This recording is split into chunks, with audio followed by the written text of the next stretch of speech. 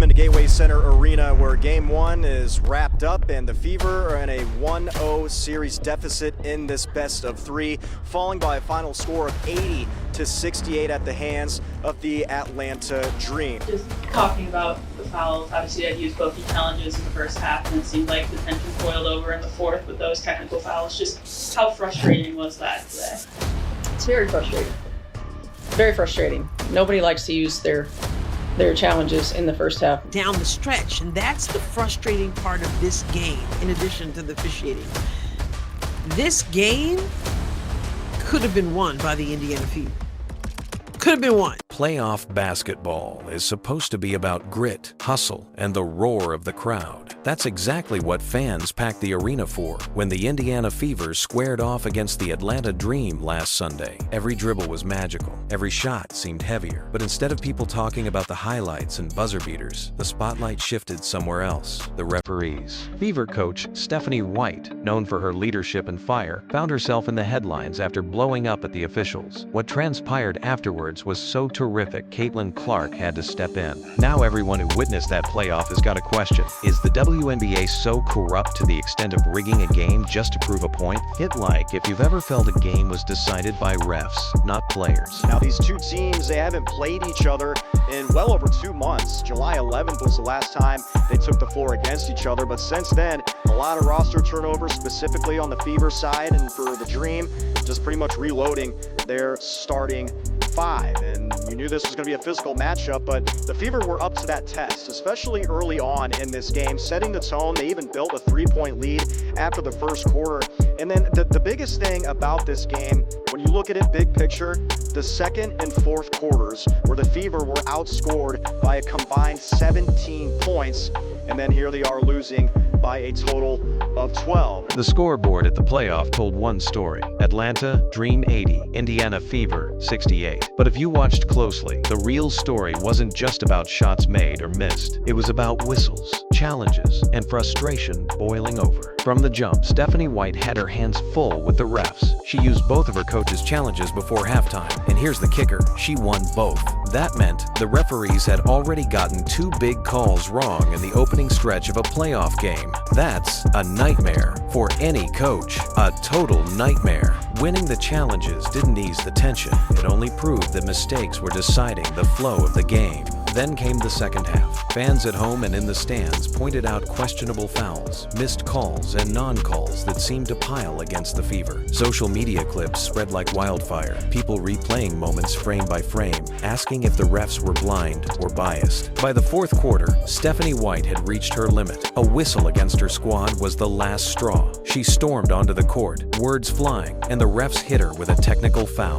Clark, just a rookie, stepped in and physically tried to hold her coach back. That image alone, replaying over and over in people's heads, is not a good optics. This wasn't just complaining after a loss. The receipts were there, and people noticed. Type refs if you think officiating decided this game more than the players did. I'll share with you the SI.com article.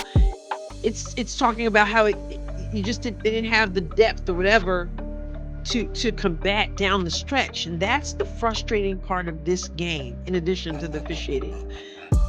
This game could have been won by the Indiana Fever. Could have been won. And so to the person who says, well, it really didn't come down to the officiating, I don't know if I'd use the term come down to the officiating, but it plays such a huge role. After the loss, Stephanie White faced the media, and her frustration was impossible to miss. She didn't sugarcoat it. How frustrating was that today? It's very frustrating. Very frustrating. Nobody likes to use their challenges in the first half, especially when they're successful. White was referring to the fact that she burned through both of her challenges before halftime, and both calls were overturned. In other words, the referees had made 2 clear mistakes in the game's early stages. She added another line that stuck. Look, it is what it is. This is not anything that's new. I think how we adjust, how we use it to our advantage on one end and try to be disciplined enough to not on the other end. It's an equal chess match as it is for playing an opponent, right? So, I think that's just an area that we're going to have to dive into how we get an advantage. That wasn't just a passing remark. It captured the mood of the Fever sideline, from the head coach down to the rookies on the bench. What gives her words weight is Hoochie Island White isn't new to this stage. She's a former WNBA player, a proven coach, and someone who doesn't casually throw blame at officials. For her to go public like this, after a playoff game, signaled that she truly believed her team had been wronged. The fouls. I mean, I think we get momentum, and then, there's 4 or 5 foul calls in a row, and, they get some opportunities. I think it stopped the flow of the game. It didn't allow us to get up and down in transition. I think that their physicality took us out of our rhythm. I don't know who that is. Excuse me, Mike. Here, let me put him off. It took us out of our rhythm sometimes. The ball didn't move quite as much.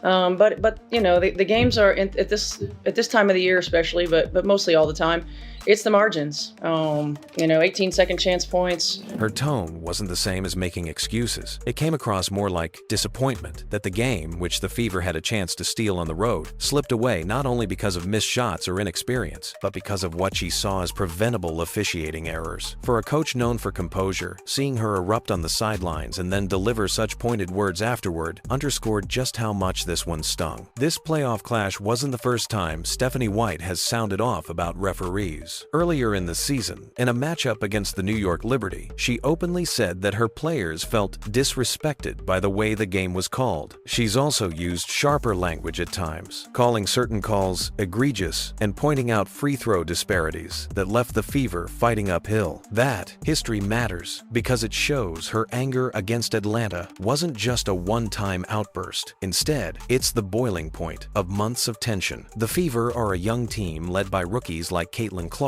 and White has been vocal about making sure they're not pushed around, not just by opponents, but by uneven whistles. Yeah, I did. I thought that AB did a heck of a job. Limiting Bree Jones to 7 field goal attempts. I thought she did a really good job. We were making it difficult. It's because of the way that you have to guard all 5 positions, and because of the way that they space the floor and move, it makes it tough. There are certain things that you have to live with, and you just want to try to make it as difficult as possible. And it's going to be an interior presence. We got to limit the threes, which I thought for the most part we did. We just didn't do a good enough job of countering with making some. And we got to limit the free throw line, too. And in doing so, that allows us to play in rhythm and play in flow. It was just too choppy in the second half. When she exploded in Game 1, a lot of fans felt like she was continuing that fight. To them, White wasn't only standing up for one bad night, she was standing up for a season of what she sees as questionable officiating. Others, though, see a coach who gets fiery whenever her team struggles. Either way, her track record made this blow-up feel less like a surprise and more like the next chapter in her battle with the refs. Share this video if you think coaches and players deserve fairer treatment from referees. The word that blew up online after the Fever's loss wasn't just bad calls, it was rigged. Fans said the referees were intentionally tilting the game against Indiana, with hashtags like #corruptrefs and #riggedWNBA trending across social media. But officiating in this game was huge because, as I just shared there, Stephanie White had to use both of her challenges in the first half, and those challenges were successful, which tells us that the officials got it wrong. But just going and conferring for 20 hours like they do and coming back and saying, okay, it's successful, it doesn't change the fact that you just broke the flow.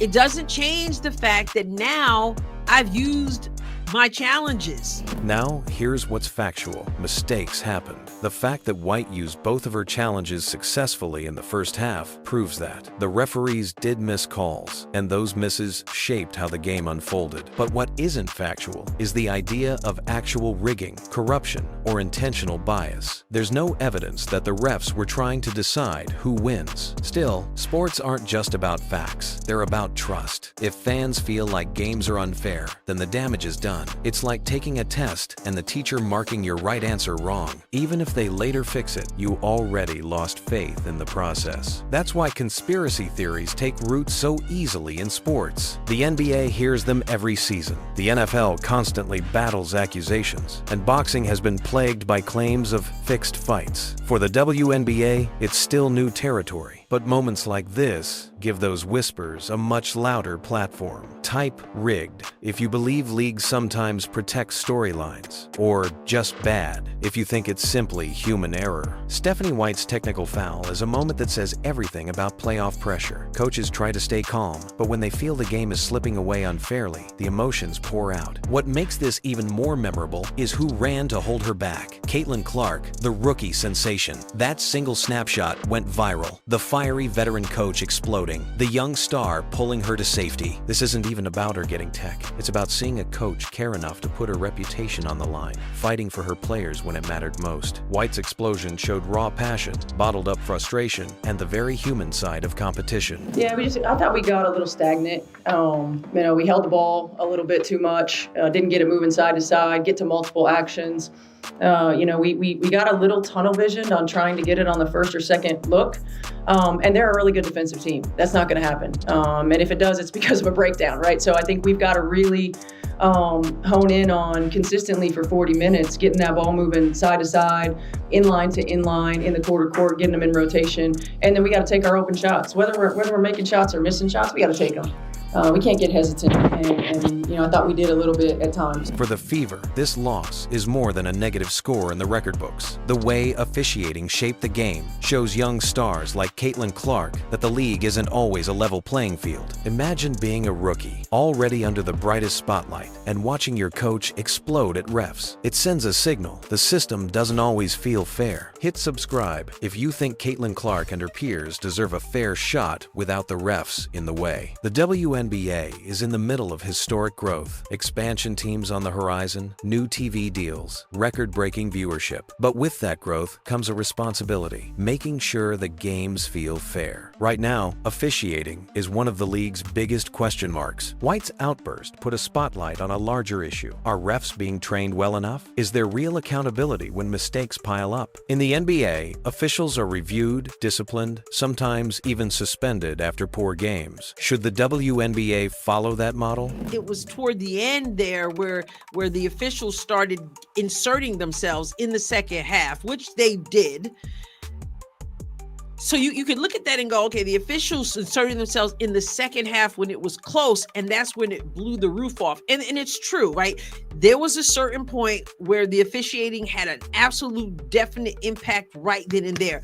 But I submit to you that the impact was before that, because by you getting it wrong and jacking it up in the first half, that meant that as we get to the second half, when the game is so much on the line, I got no more challenges. It's not about conspiracies or rigging. It's about professionalism. If fans can't trust what they see, the league risks slowing its momentum. Stephanie White's explosion wasn't just about one call. It was years of frustration, a playoff stage, and her duty to defend her players all colliding at once. Fans reacted with everything from rigged cries to admiration for her passion. What's clear is this: in a league growing as fast as the WNBA, officiating can't keep stealing the spotlight. We'd love to hear your thoughts below. Was Stephanie White exposing a real problem or just letting emotion take over? And don't forget to subscribe for more WNBA breakdowns.